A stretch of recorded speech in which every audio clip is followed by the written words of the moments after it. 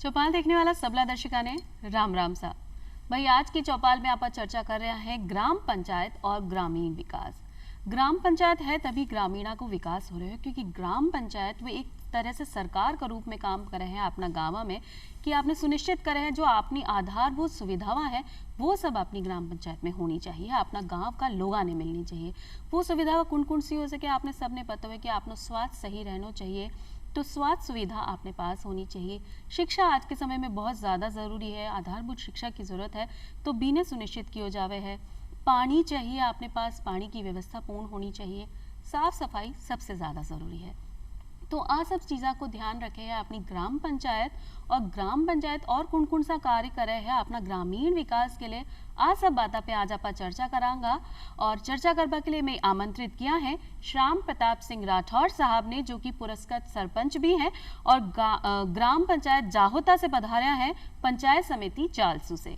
श्याम साहब था को बहुत बहुत स्वागत करा अपना चौपाल कार्यक्रम में। धन्यवाद। बी के साथ ही मैं आमंत्रित किया है पंचायत समिति की सदस्य बुहाना से शकुंतला यादव जी ने। शकुंतला जी था को भी बहुत बहुत स्वागत करा। हाँ जी, कि आज की चर्चा आप कर रहे हैं ग्राम पंचायत और ग्रामीण विकास।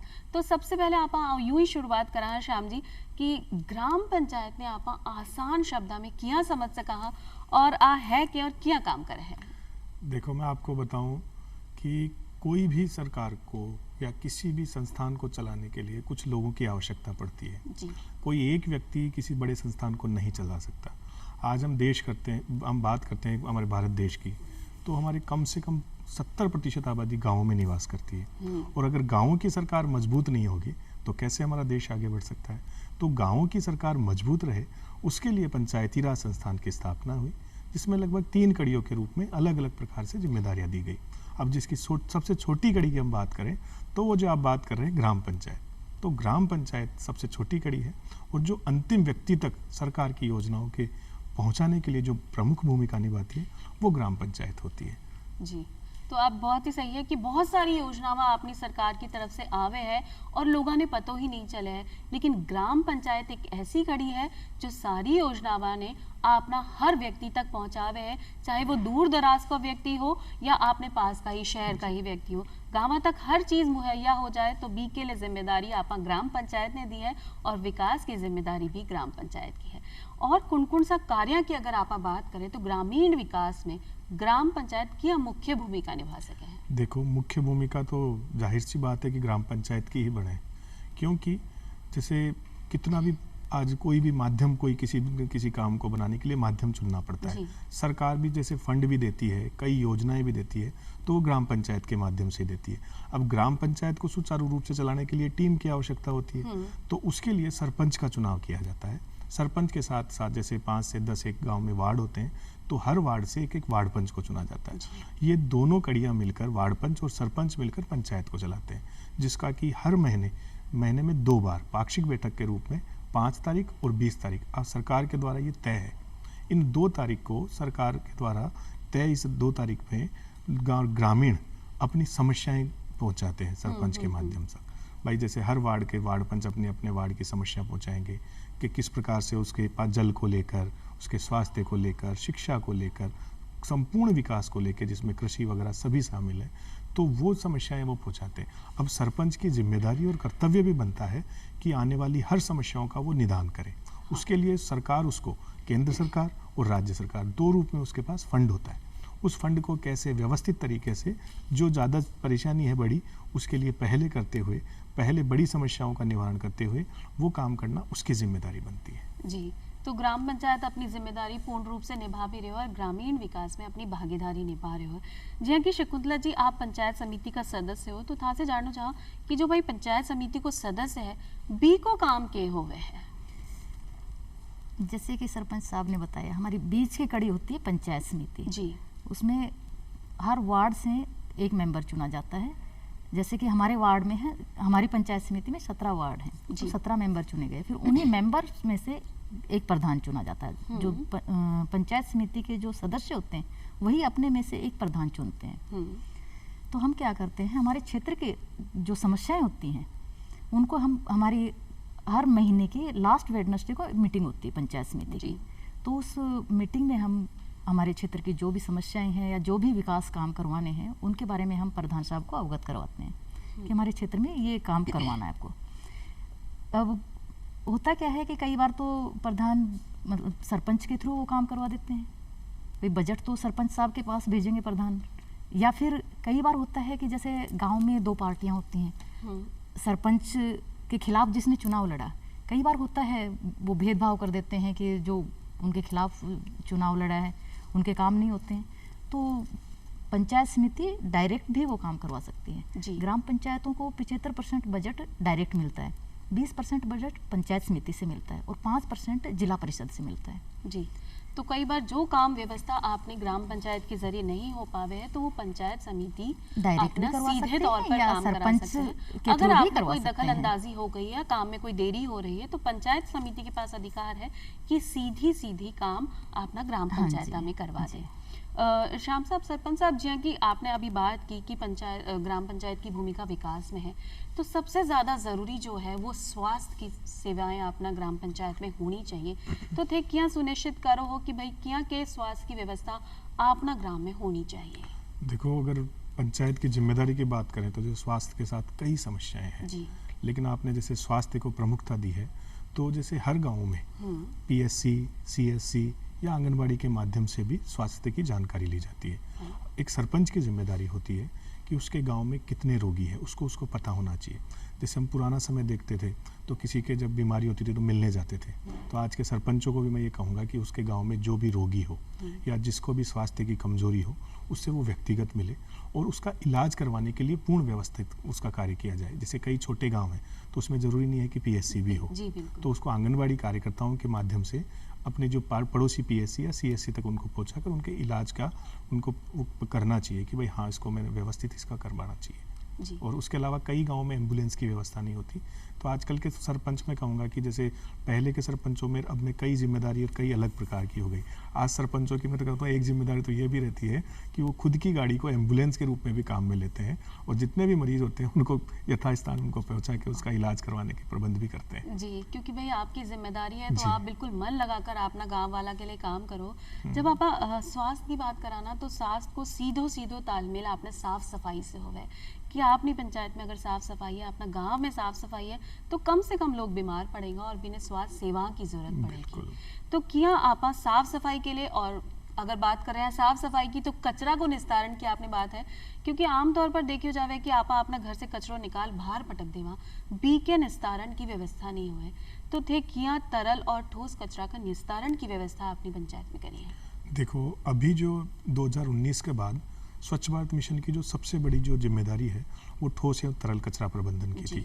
2014 से लेकर 19 की हम बात करते हैं तो उस वक्त स्वच्छ भारत मिशन की जो जिम्मेदारी थी वो हर घर में शौचालय बनवाने की थी, ओपन डिफेक्शन फ्री गाँवों को बनाना था। अब उसमें काफ़ी सफलता हासिल की, करोड़ों की संख्या में शौचालय बने हैं और आज खुले में शौच पर प्रतिबंध भी लगा है। लेकिन 2019 के बाद जो सरकार की जिम्मेदारी है, जो स्वच्छ भारत मिशन की जिम्मेदारी है, वो ठोस एवं तरल कचरा प्रबंधन की है। अब ठोस एवं तरल कचरा प्रबंधन का जब तक दोनों कचरे अलग नहीं होंगे तो उनका प्रबंधन भी नहीं हो पाएगा। तो उसके लिए अगर हम तरल कचरे की बात करते हैं तो जो ग्रे वाटर जो निकलता है, जो नालियों में बहने वाला पानी है, जो गंदला जल होता है, उसकी व्यवस्था हमें सुचारू रूप से करने की आवश्यकता होती है। पहले क्या होता है, जैसे कई जगह गाँव में नालियाँ नहीं रहती थी, लेकिन ओपन डिफेक्शन फ्री की हम बात करते हैं प्लस की, तो उसमें ग्रे वाटर का मैनेज कैसे करें। तो जो भी मोहल्ला है, सड़कें हैं, उनके आसपास नालियाँ होनी चाहिए। नालियों का पानी का निस्तारण कैसे किया जाए वो भी एक बड़ी समस्या है। तो उसके लिए जैसे हमने हमारे गांव में मैजिक पिट, सॉक पिट और लीच पिट्स बनाए, जिससे कि जो ग्रे वाटर निकलता है उसको ज़मीन के अंदर कैसे दम डाल सकते हैं। तो उसके 2 प्रकार से फ़ायदे होंगे। एक तो नालियों में पानी नहीं सड़ेगा, ज़मीन के अंदर जाएगा, और ज़मीन के अंदर जाएगा तो अभी जो सबसे प्रमुख समस्या हमारी जो जल संरक्षण की है उसमें भी वो लाभकारी रहेगा। उस पानी से जल स्तर भी बढ़ेगा। आज कई गाँव में अभी अटल भूजल जो अभी सर्वे हुआ है उसमें कई गाँवों का पता लगा, कई गाँव है जिसका जल स्तर बढ़ा है, जहाँ पे ग्रे वाटर मैनेजमेंट हुआ, तो उससे दोहरी फायदा मिलेगा, गंदगी से भी निजात मिलेगी और आपके जल संरक्षण को भी फायदा मिलेगा। अब अगर हम बात करते हैं ठोस कचरे की, घर से निकलने वाला भी ठोस कचरा होता है, उसको भी 2 भागों में बांटा गया है। एक जैविक कचरा होता है और एक अजैविक कचरा। अब जैविक कचरे को और अजैविक को पृथक अगर घर में ही कर लिया जाए तो काफ़ी बड़ा काम वहीं पे हो जाएगा। अब जो कचरा हम देखते हैं कि अगर किचन में हम देखते हैं, किचन वेस्ट जिसको कहते हैं, तो वो एक अच्छी खाद का रूप बन सकता है। उस कचरे को हम इकट्ठा करके उसको घर घर संग्रहण करते हैं ट्रॉली के माध्यम से, और उसी कचरे को नाडेप एक पद्धति है, उसके माध्यम से उस कचरे को उसमें इकट्ठा किया जाता है, जिससे कि वो 90 दिन में एक अच्छी ऑर्गेनिक खाद का रूप ले लेता है। अब दूसरा जो सबसे बड़ा जो इसमें प्रॉब्लम को हम कहेंगे वो है प्लास्टिक, क्योंकि गाँव में घरों में कितना प्लास्टिक का जो बढ़ता हुआ जो रूप है वो बड़ा चिंताजनक है। आज प्लास्टिक के बढ़ने से आप जानते हैं कि गायें उनको खा रही है, गंदगी, नालियाँ जो रुकती है उसकी एक बड़ी वजह प्लास्टिक होती है। दूसरा इसका सबसे बड़ा जो दुष्परिणाम है वो ये है कि प्लास्टिक जब इकट्ठा होती है तो वो ज़मीन में एक लेयर बना लेती है। जब बारिश का जल आता है तो जल स्तर को वो बढ़ने नहीं देता और पानी अंदर ही नहीं जा पाता, वो एक लेयर बनती है। ये एक बड़ा मतलब वो है। हम पहले तो प्लास्टिक का यूज शहरों में मानते थे कि ज़्यादा होता है, लेकिन आज शहरों में थोड़ी सजगता बढ़ी है, लोग कपड़े की थैलियाँ, कागज़ की थैलियाँ यूज कर रहे हैं। लेकिन गाँव में अभी जैसे हम देखते हैं बच्चों के जितनी भी चीज़ें खाते हैं, चॉकलेट्स हैं, ये चिप्स वगैरह है, तो इनमें कितनी प्लास्टिक की मात्रा होती है। आजकल तो हर चीज में आपने प्लास्टिक है, पैकिंग है आपने प्लास्टिक की। तो हमें जो इस कार्यक्रम को देख रहे हैं, मैं उनसे ये भी निवेदन करना चाहूँगा कि हमें प्लास्टिक मुक्त भारत को बनाना पड़ेगा, क्योंकि प्लास्टिक एक बहुत बड़ा अभिशाप है, तो उसका भी निष्पादन किया जा सकता है। आज प्लास्टिक की कटिंग होती है, उनसे रोड्स वगैरह बनाई जाती है, आज बैठने की कुर्सियाँ उनसे बनी है, प्लास्टिक की वो है। क्योंकि प्लास्टिक का अभी तक सरकार को या पूरे विश्व में अगर देखते हैं तो इसका विकल्प नहीं मिल पा रहा। आज पानी की बोतल है तो वो प्लास्टिक की बोतल में सेल कर सकते हैं। तो मैं तो ये कहूँगा कि हमें उसकी मात्रा कम यूज करें, हम कैसे किस बहाने से उसको कम से कम यूज करें, इस ओर सरकार को भी और आमजन को भी ध्यान देना होगा। जी, बहुत सही बात बताई सरपंच साहब आपने कि आपने प्लास्टिक को सबसे कम इस्तेमाल करना है। अगर आप इस्तेमाल भी कर रहे हैं तो उसे दोबारा इस्तेमाल में लावा के लिए आपने तकनीका निकालनी है कि आप कम से कम इस्तेमाल करें और बिका दोबारा इस्तेमाल कर सका। और जब साफ सफाई की बात आई तो कचरा जो ठोस और तरल कचरो है बीको निस्तारण भी सही तरीका से हो। और भाई घर में जब महिला काम कर रही है तो महिला के हाथ में होवे है कि भाई आप जो अपना जैविक कचरो है, जो भी अपना सब्जी का छिलका निकल रहा है या खाबा पीपा की चीज़ें बीने अलग रख लिया, और जो प्लास्टिक है जो कचरों कभी मतलब ख़त्म ही नहीं होने वाले हो बीने अलग रख लिया। तो जी हाँ कि आप समिति का सदस्य हो थे, महिलाओं की भागीदारी किया सुनिश्चित करो कि साफ सफाई में वो सही तरीके से काम कर पाए। मैं महिलाओं से जाके मिलती हूँ, उनको समझाती हूँ कि आप घर में 2 डस्टबिन रखिए जी। एक में आप किचन का जो नॉर्मल वेस्ट है वो रखिए, एक में जो प्लास्टिक वगैरह है वो रखिए। तो आप घर में ही तैयारी कर लिया कि जो कचरो है जो आप गाय ने दे सका, जो अपना पशु खा सके, बिना आप अलग रखा। मार्केट से सामान लाते हैं तो वो आप घर से बैग लेकर जाइए। सबसे ज़्यादा ब्लैक थैलियों में सामान जाता है जो बहुत ज़्यादा नुकसानदेह है। तो आप अपनी लोगों ने समझाओ कि भाई कम से कम आपने थैली को इस्तेमाल करना है। आप कागज का लिफाफा भी ले सकते हैं। लेडीज को बहुत समझाती हूँ, या फिर अपना घर पे तैयार कर सकते हो आप। इसके लिए मैं आगे सोच भी रही हूँ, हमारी आगे कोशिश है कि महिलाएं ऐसे एक ग्रुप तैयार करें जो घर पे ही वो एक अपन ऐसे बैग वगैरह बनाएं, बहुत तो गांव में डिस्ट्रीब्यूट हो सके। बिल्कुल बिल्कुल कि आप अपना घर में ही कागज की थैली बना सका, या अपने घर के साथ ही आप जो कपड़ा का थैला है वो ले सका। जैसे मैं ये कोशिश में है कि जैसे 10-12 लेडीज की कोई ऐसी टीम बनाए जो आप बैग तैयार करो, हम पूरे गाँव में वही पहुँचाएंगे जी। तो साफ सफाई होगी तो आप स्वस्थ भी रह सकेंगे। और एक सबसे ज़्यादा ज़रूरी चीज़ हो है शिक्षा। तो आप क्यों कई बार ऐसा हुआ है कि भाई अच्छी पढ़ाई चल रही है, बालक बालिका दोनों को स्तर अच्छो है, अंतराल भी अच्छो है, लेकिन थोड़ी देर पढ़ाई के बाद जैसे 11वीं 12वीं में आई और पढ़ाई छूट जावे है, तो कहीं ग्राम पंचायत ई में भी भूमिका निभावे है कि टाबरा की पढ़ाई लगातार रहे और आगे तक पढ़े। भूमिका निभाना मैं कह रहा हूँ जरूरी भी है, यही नहीं कि निभाती है, निभाना चाहिए भी और निभाती भी आई है। आज हम शिक्षा की बात करते हैं, आज हम पहले की और अब की बात करते हैं, तो जागरूकता के माध्यम से पहले महिला शिक्षा में बहुत पीछे था भारत, और राजस्थान भी काफ़ी पीछे था, लेकिन आज वो काफ़ी हमारा आगे बढ़ रहा है। और उसकी एक बड़ी वजह यही है कि पंचायत स्तर पर शिक्षा के लिए काफ़ी अच्छे काम हो रहे हैं। पहले बाल सभाएं वगैरह की जाती थी विद्यालयों में, आज वो भी आप ग्राम पंचायत में करना अनिवार्य कर दिया है। मैंने कि एक बाल सभा ग्राम पंचायत में करनी चाहिए, ताकि बच्चों को उनका पता लगे कि किस वजह से है। आज सरकार का आप देखें, जैसे अक्षय पात्र एक बड़ा सहयोगी के रूप में है, वैभव जेम्स है, वो पूरे राजस्थान में अक्षय पात्र के माध्यम से खाना पहुंचाते। जी। कई ऐसी है जो पहले ड्रेसेस वगैरह नहीं होती थी, आज सरकार ने ड्रेस भी राजस्थान सरकार ने फ्री कर दी है।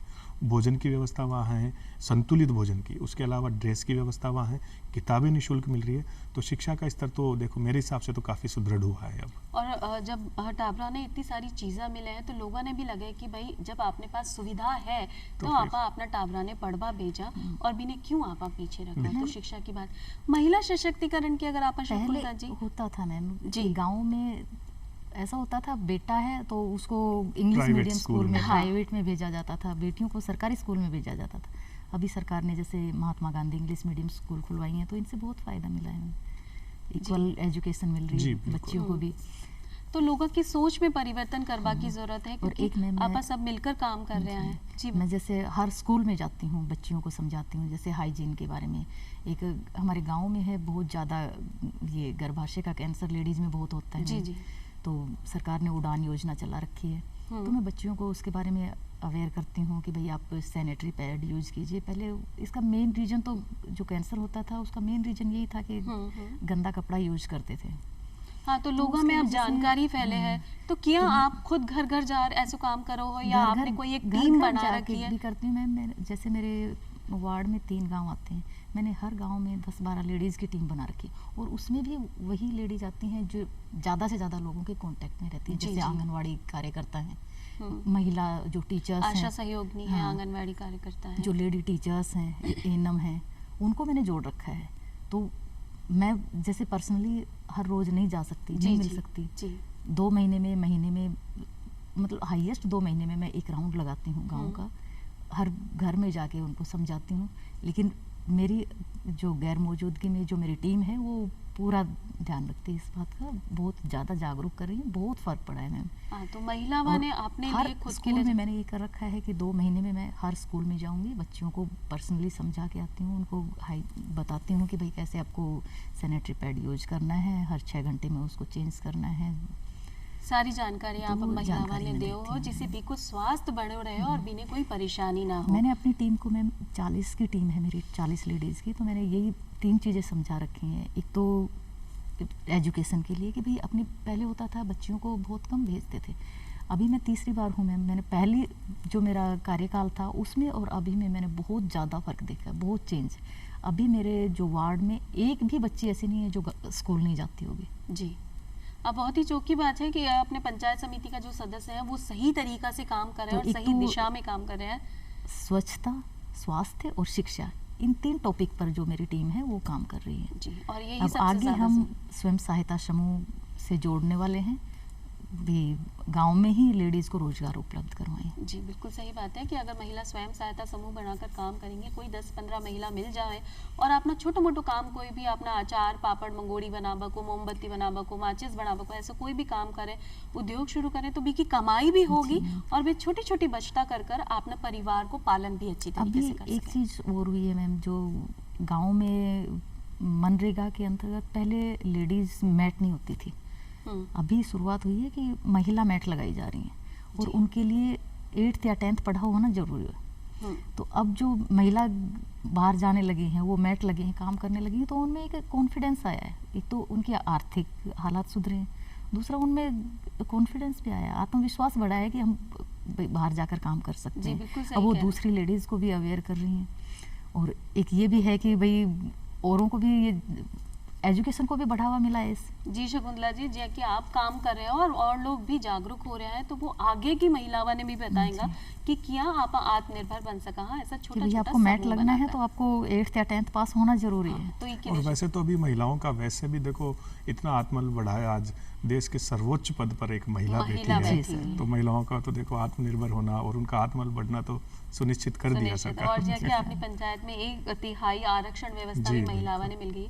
सरपंच साहब, आपसे जानना चाहूँ कि भाई आपने सरपंच के पास कौन कौन सा अधिकार होवे हैं कि वो ग्रामीण विकास सतत तरीका से करवा सके। देखो अधिकार तो रहता है, जैसे कई प्रकार के अधिकार होते हैं, लेकिन अधिकारों के साथ साथ एक हमें ग्राम सभा का एक पावर रहता है जी। कि एक इंडिविजुअली एक सरपंच एक ऐसा पद है जो अपने गांव के नियम और कानून खुद बना सकता है। अगर एक ग्राम सभा के माध्यम से 40% ग्राम की आबादी के लोग मिलकर अगर कोई भी कानून बना ले तो उसको न्यायपालिका भी उसको वो नहीं कर सकती। तो ये ग्राम सभा का जो सबसे बड़ा अधिकार है और ये किसी सरपंच का ही नहीं होता, ये पूरे गांव का अधिकार है। तो मैं तो कहता हूँ कि ग्राम सभा में एक अच्छे से अच्छे प्रस्ताव लिए जाएं, अपने ग्राम के विकास की चर्चा की जाए। जैसे आज कई जगहों पे हम देखते हैं कि बच्चों की शिक्षा की व्यवस्था नहीं है, तो आप ग्राम सभा में लेके बालिका विद्यालय का भी आप ले सकते हैं।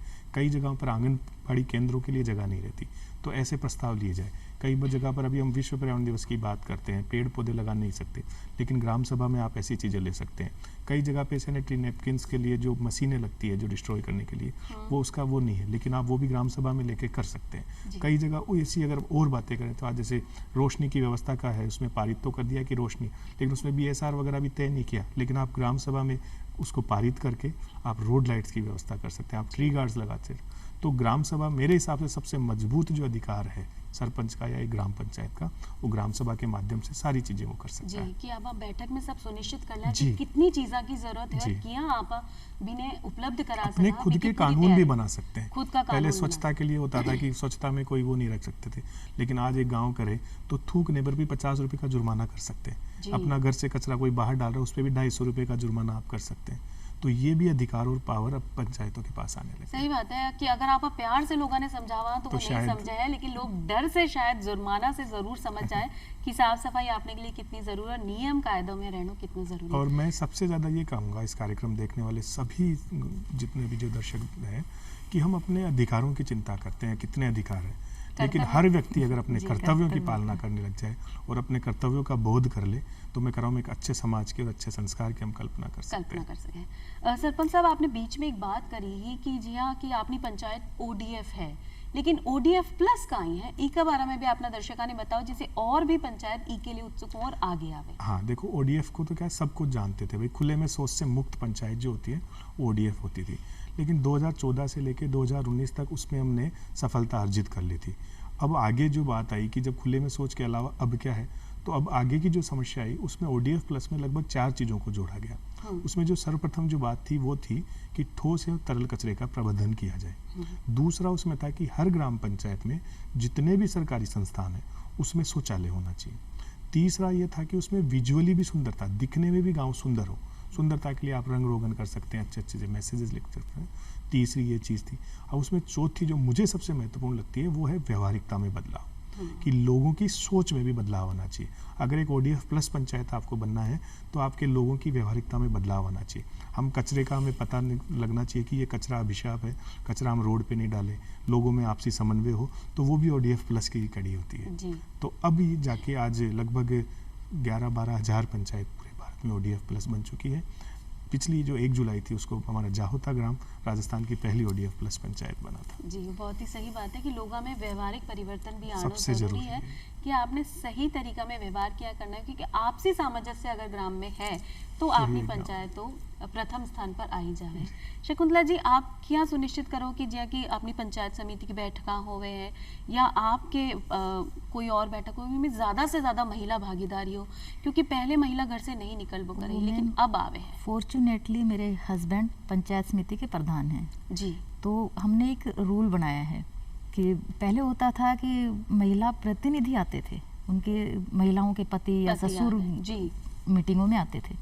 अभी हमने ये रूल कर दिया है कि जो जनप्रतिनिधि है वही अंदर एंटर हो सकता है, प्रतिनिधियों को एंट्री नहीं मिलेगी।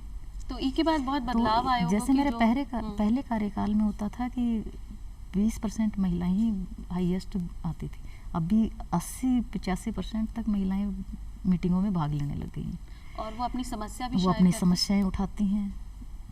तो क्या पहले माने जाओ कि भाई बड़ा बुजुर्ग अगर अपना सरपंच बैठे आए हैं तो आपने परेशानी आपा भी के सामने नहीं बोल पावा, तो कहीं आज परिस्थिति में बदलाव है कि महिला अपनी परेशानी खुलकर सबके सामने रखे कि भाई आपने आप परिवर्तन चाहिए। शुरू में होता था, मैं आती थी तो बैठे रहते या फिर जैसे मीटिंग खत्म होती उसके बाद वो अपना प्रस्ताव देते कि ये काम करवाना है।